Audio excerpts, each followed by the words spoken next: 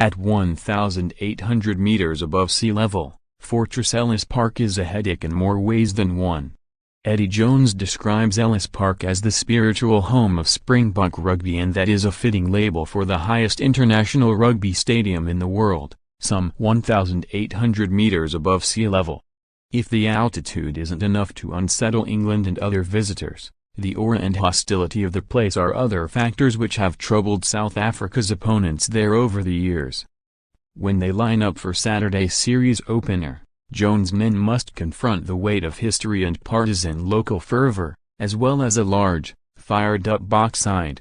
Ellis Park is located within a tough neighborhood, at the heart of a dangerous city, which can add to the sense of foreboding among players from abroad who go there.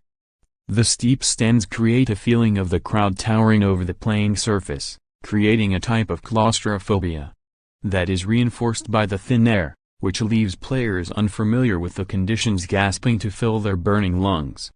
It is the iconic arena where South Africa won a home World Cup in 1995, leading to the memorable spectacle of Nelson Mandela, dressed in a Bok No. 6 shirt, handing the trophy to national captain Frans Swapner. Since that heady day, the host nation have maintained a strong record at the stadium, with an overall return of 34 wins and 2 draws in 49 tests there. The last Northern Hemisphere nation to win there was France back in 2001, although there have not been regular visits by European teams since then. Ireland were beaten there in 2016, and last year, France were put to the sword. England know what they are up against on Saturday. Jones previously went to Ellis Park as head coach of Australia and found out just how inhospitable it can be. I think it was 2005 and we had beaten the Springboks conclusively the week before, he said. We came here and I think it was special occasion for Nelson Mandela. We were waiting for the bus was late, we got a police escort and that was going slower than the bus. We got to the ground 50 minutes before the game.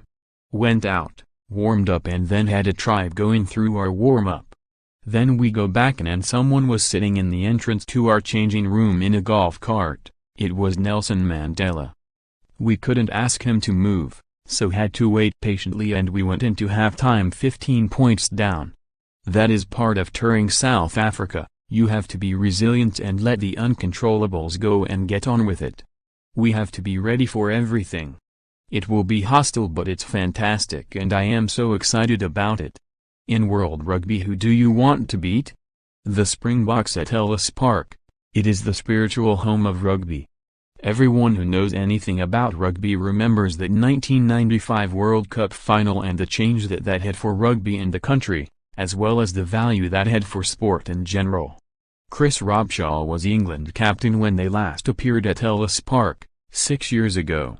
It was a brutal occasion as the tourists were 19 points behind after 19 minutes, before they rallied and made a game of it, only to succumb to a late home try.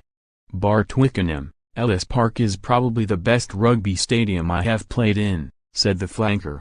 It's one of the best places I have ever played in terms of atmosphere, environment, hostility, and we are expecting all of that exactly the same. There has been much talk in the build-up to the first test about the altitude issue, as England have been based at sea level in Durban, until arriving on the Highfield Thursday evening. Jones is not unduly concerned. The game stats show the game is a little bit different at altitude, he said. Less ball in play, shorter periods of play, and obviously the ball travels further and people run faster. We have spoken about that. We have a short burst up there just to get the players used to it. I have never played there, but the general feedback from the players is that you get that hit in the first 10 minutes and it feels like you are never going to recover. And then you do recover and it is your ability to absorb that psychologically. We have spoken about it, but it is not something I think decides whether we win or lose. If you have got a good side you win there, if you haven't got a good side, you don't win there.